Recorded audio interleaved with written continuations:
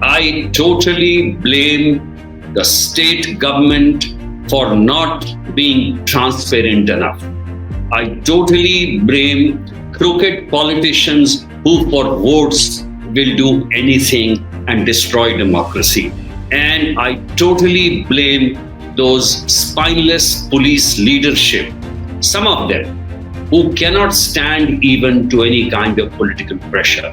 Or we cast slur, then the legitimate questions which come to somebody's mind is, if the police has arrested somebody, handcuffed them, and then within 2 days, if there's an encounter saying that he was running away and then he was shot, then it's a case for a magisterial inquiry. Channel discussions which I have seen, it is the ruling party members who talk eloquent about the police role in combating violence and bringing a sense of peace. But the same people, when they go into opposition, start criticizing the police, saying that, these encounters are all fake. So when you are in power, encounters are justified. When you're out of power, the encounter is fake. This is not the correct way to assess something. One thing which I am particularly perturbed about is the police sanction is the public sanction for encounters.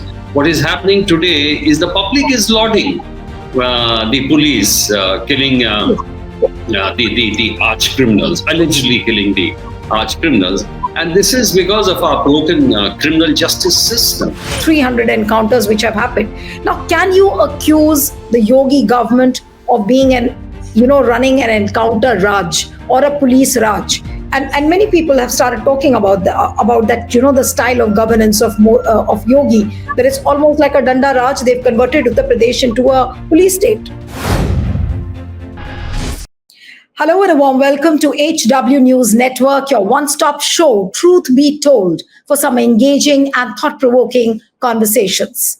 What we are seeing in Uttar Pradesh is something unimaginable and unthinkable. But can you ever imagine that the police encounters could be done with a caste angle in mind? Yes, that's exactly what we have been seeing happening in Uttar Pradesh for the last almost 1.5 months. First, you saw the encounter killing of Mangesh Yadav, who was one of the accused, who carried a bounty on his head, and he was killed in an encounter. And of course, he was a Yadav, after which there were tensions reported between the Yadav and the Thakur community. And yesterday, Anuj Pratap Singh, who's again a Thakur now, has been killed in a police encounter. And he was also one of the accused in the Sultanpur robbery case. Now, the big questions, what we are asking is that are police encounters becoming the norm of Yogi government? That's question number one. Question number two, has Yogi already converted Uttar Pradesh into a police state? Question number three, how will the accountability be held? Question number four, why are courts and human rights activists silent over these extrajudicial killings? But let me tell you, it's just not about Uttar Pradesh. Yesterday, what we saw in Maharashtra, the Badlapur sexual abuse case where the accused has also been killed in an encounter. So these are some pressing questions before the people of the country, and also the manner in which the police is trying to treat the accused.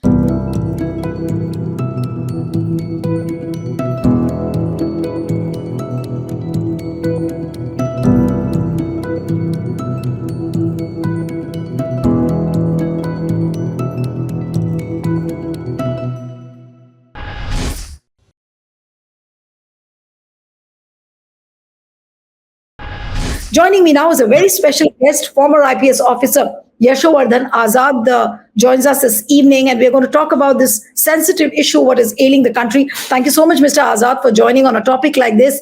And I'm sure you'll be able to do justice because very few policemen speak on this particular issue very candidly. And I'm really hopeful that we'll have a very thought-provoking conversation this evening.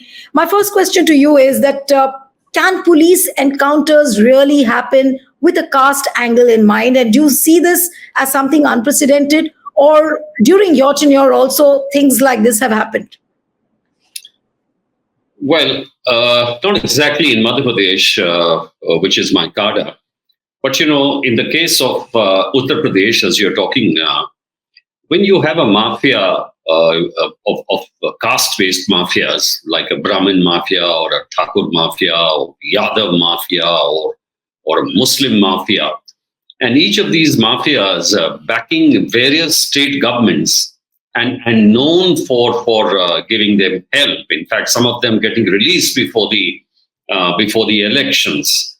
And then obviously the doubts which come to people's mind is whether things have happened keeping caste angle is mind. Now, I won't say that in the case of particularly Mangesh Yadav, who was already a criminal on whom there was 1 lakh award already declared by the government, could have been, encountered, as the word says, on the basis of a caste. But yes, the doubts were raised that was it done on the basis of caste angle? Without any kind of a proper review, inquiry, I can't say that. And then again, the other encounter which took place of that of a Thakur. So this thing has got vitiated into the social dynamics, which is unfortunate, and also politics. Otherwise, I will not say that the encounters which are taking place are taking place caste-based, unless there are some specific cases where it has been proved otherwise. But what you pointed out, Mr. Azad, that, there are Muslim mafias, there are Yadav mafias, and similarly here what we are seeing, Mangesh Yadav was a criminal who was a Yadav, then Anuj Pratap Singh, of course, is a Thakur. Now, what kind of an example are these killings really setting up for the police and the manner in which the police is trying to conduct itself? I'm not saying that, you should let off the criminals who are indulging in robbery, but for a crime like robbery, do you really need to kill the accused? And that's exactly what Akhilesh Yadav and the others in the opposition party are raising. Similarly, Aditya Thackeray has also raised a similar issue. Well, those are allegations which are coming from the opposite side. Mind you, this is a case of a dacoity which took place in a jewelry shop on August 28th in one of the cities. And the first encounter was a week later, that is the Mangesh Yadav. In fact, there were other people who were arrested. 4 of them were shot in the legs, while they were fleeing or something. So in this particular case, to just say that it has been done on the basis of caste, I would be hesitating in doing that. But yes, if you cast apart this political slur or the caste slur, then the legitimate questions which come to somebody's mind is, if the police has arrested somebody, handcuffed them, and then within 2 days, if there's an encounter saying that he was running away and then he was shot, then it's a case for a magisterial inquiry. I'm willing to go as much as that. And I would also like to add, Neelu, that, UP is a state where, if you see after 2000, the statistics in various governments, the number of encounters have been highest in India if you compare the various states. But if you talk about encounter per se, just the other day I read in Chennai or Madras, this is the 3rd encounter or something. So this is something which is happening in the country, and it should be analyzed. Each encounter case should definitely be analyzed. I totally agree with you. Some of them have been fake encounters that the courts have proved in the case of Ahmed. And therefore, there should be a special, it deserves a special analysis. And look, I agree with you. But Mr. Azad, do you think that Uttar Pradesh is almost becoming like an outlier? Because this has become like a norm.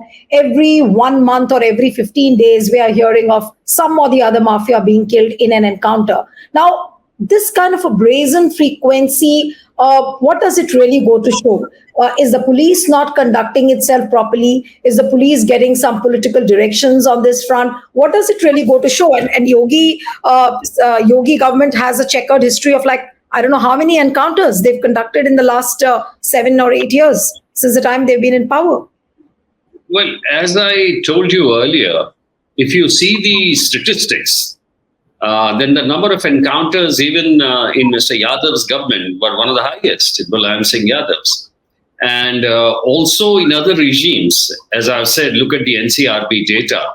UP registers the highest number of encounters, maybe because it's the largest state, maybe it has the largest population and the largest number of criminals. besides the social dynamics being such, if you see the politics of UP or for any state for that matter, the politics revolves around these basic units like the police stations, kacheri, hospitals, etc., etc. And these are the festive grounds where the politicians grow up, trying to assert their influence over these officers, etc. Later on, these are the places where they try to gain control, run their writ. The case of Vikas Dubey, he was one of the kind. The case of Atiq Ahmed. They belong to various communities. By and large, if you see, there are various communities who are there in these encounter killings. To say per se that its basis is only caste alone, I would certainly hesitate to say that. But yes, I would agree with you in various cases. Wherever you feel that there's a complaint, then of course it should be verified, and there should be an inquiry. I remember there was a case in Hyderabad for which the police was booked. There was a case against them of a doctor who was raped and who was burnt.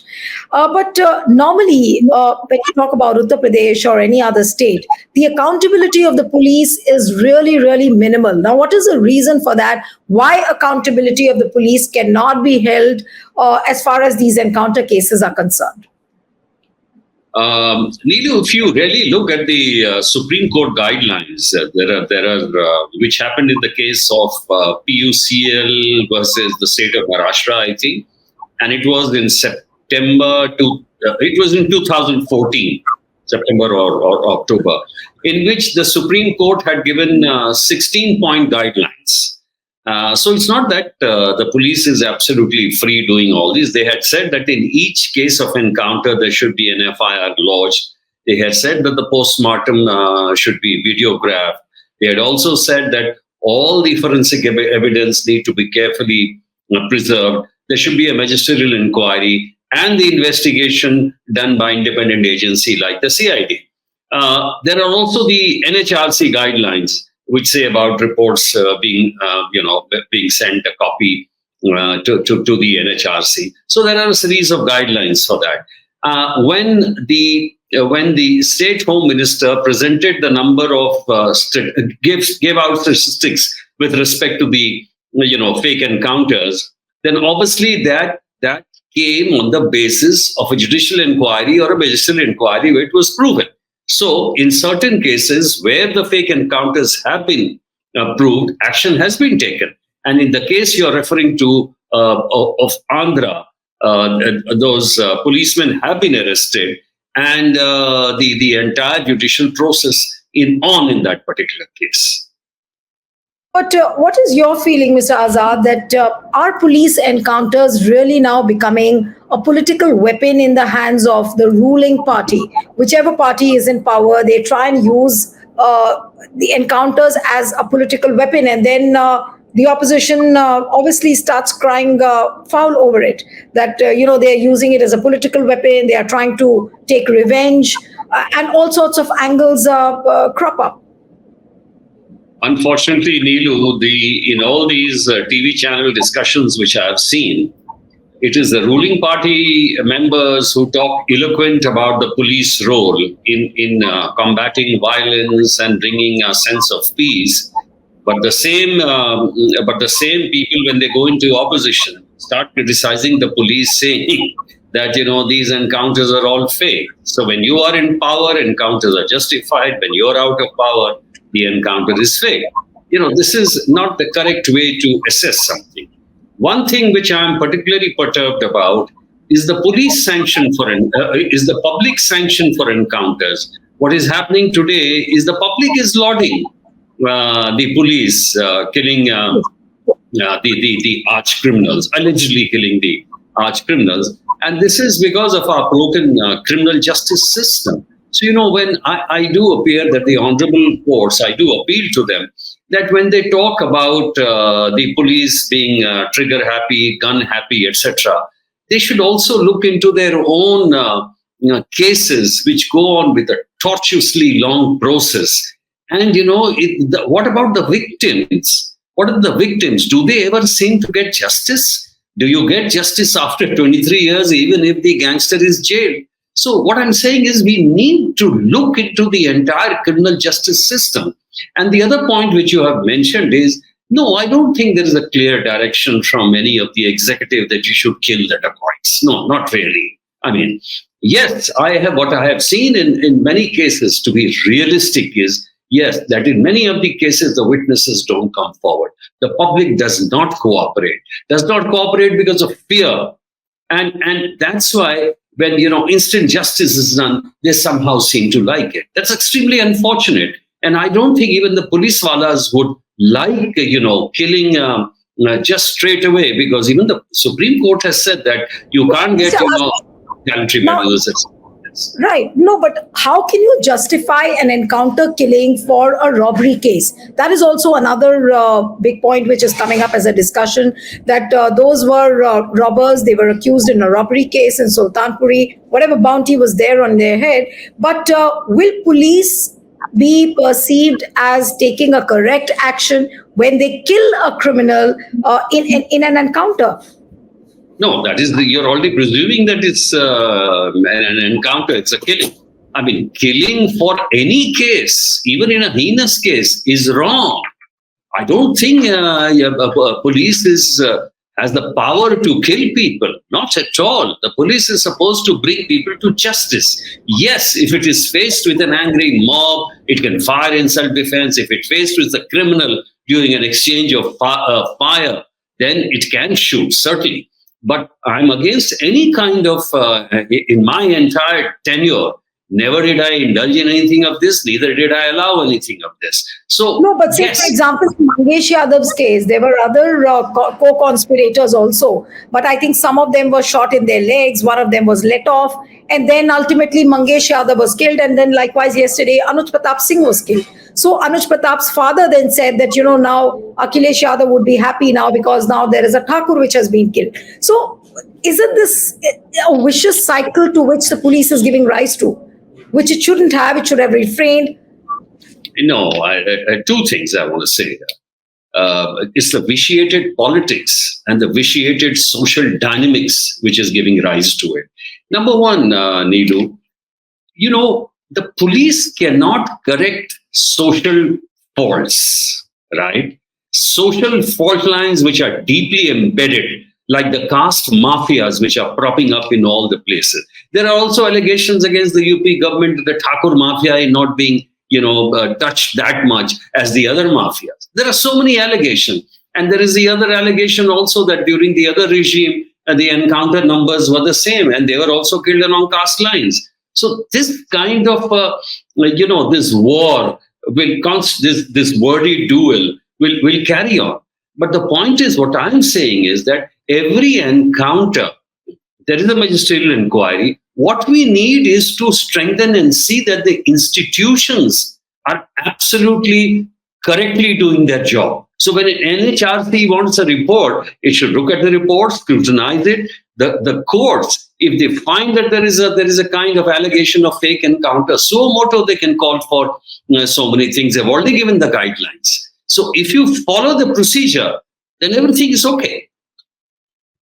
No, but people look at police and generally, the activists, the political, especially the opposition, it looks at police's action with a certain bias, with a certain preconceived notion that apparently they are not neutral and they are working under some kind of a political direction, and which many times does happen. Say, for example, in the bulldozer case, now look at the use of bulldozers, the brazen use of bulldozers, and will people not question the police? The same police which is there around the areas, it doesn't see those illegal constructions all these years, and all of a sudden when they get a certain direction, they go and bulldoze a house. So obviously there are a lot of question marks on the police as well. So that is why I'm saying that, is there not a certain bias with which the police also works at times, and these are logical questions raised on police?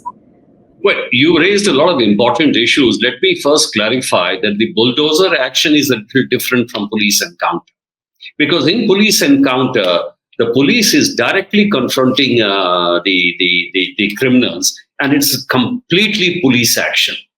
In the case of bulldozer, it is not really police action. It is an action against the criminals at the behest of the municipal or other land authorities, right? And therefore, if there is a crime committed by a criminal, the police has already taken action, FIR and investigation and things like that.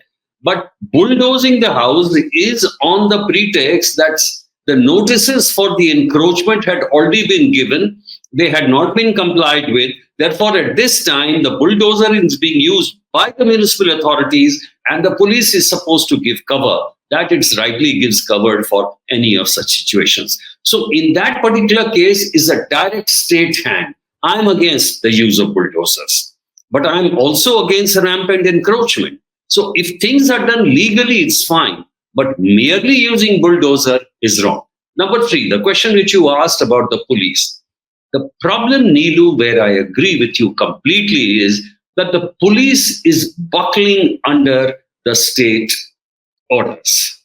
Police is buckling because police is not allowed any autonomy. In my state, Madhya Pradesh, just a few days back, Rahul Lodha, a young officer in district, I'm forgetting, where the Ganesh idols were being immersed, somebody spread a rumor that, Ganesh idols being attacked. And therefore, the whole town got into frenzy. And he arrested 10 right-wingers and he was transferred the next day. Now, it's very easy to say to stand straight and all that. But here is a youngster who was transferred the next day as SP raid. This completely whittles down your energy and strikes at the core of your energy and dynamism. So in a case like that, the police is buckling. There is no autonomy. And mind you, there is no police reform at all.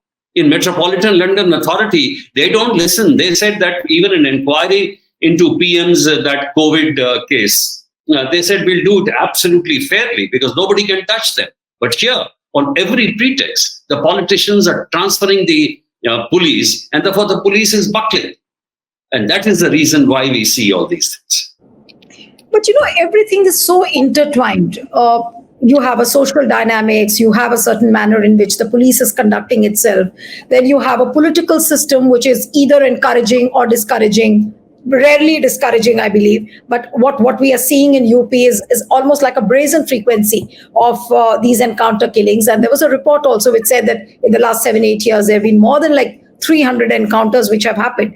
Now, can you accuse the Yogi government of being running an encounter Raj or a police Raj? And many people have started talking about that, the style of governance of Yogi, that it's almost like a Danda Raj. They've converted Uttar Pradesh into a police state.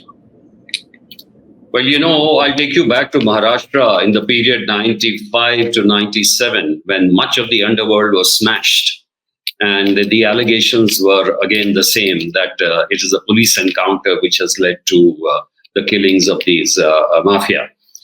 Even in Punjab, in at the height of terrorism, there was similar blame being laid on the police. And now in Yogi's case also, the same allegation is there. I would like to say two things on this. One is, if you look at the statistics, you can't absolve anyone of this blame as far as the number of encounters is concerned. And lastly, I would still say that yes, though there are serious questions which need to be asked in the cases of Atiq, Ahmed, where in police custody, the man got killed, his son got killed. Also in this particular case where the accused was in the police custody and there it was killed. These are issues. But these individual issues should be, but as a blame as such on the police that they are being killed along caste lines, it will be too much to blame the police for. No, but this current sequence of killings, what we have seen, Mangesh Yadav, then Atul, Anuj Pratap Singh, and now we do not know who others, because there were a lot of people in that in that group which conducted the robbery. Now, what is the kind of social dynamics you see? Because when Mangesh was killed, it led to caste tensions, between Yadavs and the Thakurs, and now again. Anuj Pratap Singh being killed, his father also raising some allegations, his sister speaking in a particular manner. Do you think that it can really give rise to a serious caste trouble, given the fact that the political narrative which across the country is being built on the caste lines? So, is this a fire with which Yogi is really playing and taking a big risk? He could have handled it more sensitively. Well, in the case of this dacoity, rather, because it was a serious incident, and there were 14 accused. And if you look at the 14 accused and the composition, and even if you look at the encounter killings, caste-wise, there is no indication that a particular caste is being hit or something. And, as again, I would, repeat, Neelu, that to blame the police that is killing on caste lines is certainly not correct. Yes, the killings, if they are raising issues, like I said, raising professional issues. For example, if the head of the SDF goes in chappals, sandals, then of course, there is a question. So these questions are legitimate. The other questions as to how they were killed in police custody, again, are legitimate. But to raise issues of caste all the time, I will not agree with it. I would also say that what is important is, like, even in the case of Odisha, or in the case Maharashtra, when it has happened, it is important for the police to come out and give a statement. That is a very, very important thing.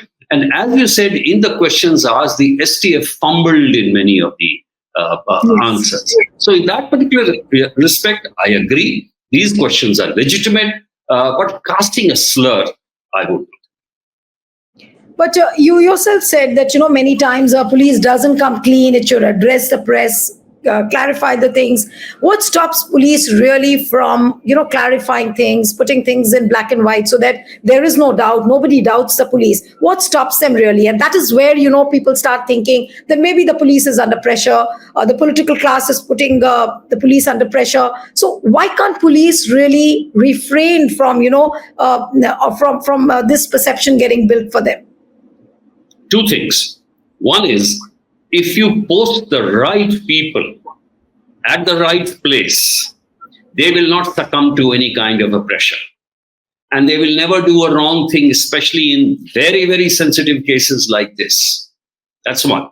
And number two, there should be a clear directive on transparency. I agree that many of the states are falling short in transparency. It happened in the paper leaks also, as you have seen. The general trend to obfuscate the issue, to sort of, delay it, confuse it, is unfortunate. The same thing happened when the police commissioner was giving a statement in Calcutta.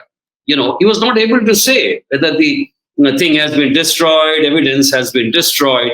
So in this UP police case, it's the same. They should have come out and said clearly that whether it's caste or whether it's anything, we don't care. And here is the listings. So if they are not able to say, if you see a STF chief coming in chappals, showing a highly unprofessional kind of, not being able to answer questions, then yes, it gives rise to a lot of doubts and suspicions, which is unfortunate. And mind you, another thing, Neelu, if you look at the various states which have made a mockery of the Supreme Court directives on police reform guidelines, most of the DGPs posted in the states are acting DGPs. Nobody has been posted according to the guidelines. So if you have a fluid situation like this, then it will carry on. And it's in other states too. Mr. Azad, last two questions now. And I really want to understand the role of the human rights activists, especially in the last 1.5 months, what we have seen in Uttar Pradesh after Mangesh Yadav's killing and now Anuj Pratap Singh's killing. Not many human rights activists have, spoken on this. Many people have even questioned that the courts should have intervened in this matter, but they haven't. So why do you think that the courts, the human rights activists, they're all silent on this? Shouldn't they have spoken? Shouldn't they have made noise? Well, Supreme Court has given guidelines already, 16-point guidelines, and it's important that somebody raises this issue and asks them what is happening to its compliance. If it's not being done, I don't know what is the reason being given. And yes, I agree with you that the human rights the various groups are not raising this issue.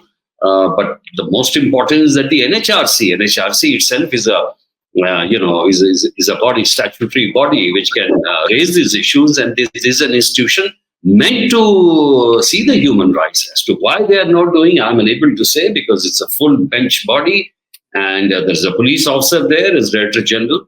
I'm sure he's getting all the reports, and therefore it's incumbent upon them.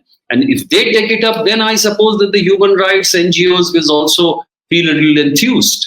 So it should come from an institution which is meant for this. And Supreme Court, yes, about the compliance of guidelines, they should see whether it is being complied with or not. But would you agree, as a former police officer, that what you see in Uttar Pradesh is really sad, and has Yogi government really descended into a police Raj? What is your feeling about that perception? Well, to say that it is a police Raj, time and again, the opposition has been raising in various states that it has become a police Raj. If you really look at it, police Raj, police powers are very circumscribed. The power of arrest, etc., which has been again circumscribed to that extent. The police statement is not taken in the court. So, and police encounter all the time being killed as if they are trigger happy is not really true, that particular case. In the case of UP, yes, the number of encounters have been the highest, as NCRP says, because the largest state, because it has largest number of criminals, because it has one of the worst social dynamics in terms of caste factor being everywhere. And therefore, these allegations are coming. But these allegations are coming from every opposition. And this round robin game continues with the ruling party supporting the police and the opposition party attacking the police. So I would leave the politics their game. Right. But as a neutral journalist, I want to understand now, would you blame the police? Would you blame the ruling government? Would you blame the opposition for what they are speaking or what they are saying when issues like these come up? I totally blame the state government for not being transparent enough. I totally blame crooked politicians who for votes will do anything and destroy democracy. And I totally blame those spineless police leadership, some of them, who cannot stand even to any kind of political pressure. And this is exactly the sum of the game. And the fourth, of course, the same opposition, the same mold, who will do anything to attack the government to get their caste vote banks. This is exactly how it summarizes the politics in most of the states. Thank you so much, Mr. Azad, for speaking to us. It was wonderful to have you on the program. Thank you. Thank you, sir. Thank you. Thanks, Neelu. Stay ahead with our cutting-edge news app. Instantly access the latest shorts in just 1 minute and breaking news in just 50 words. Download now for a smarter, faster news experience.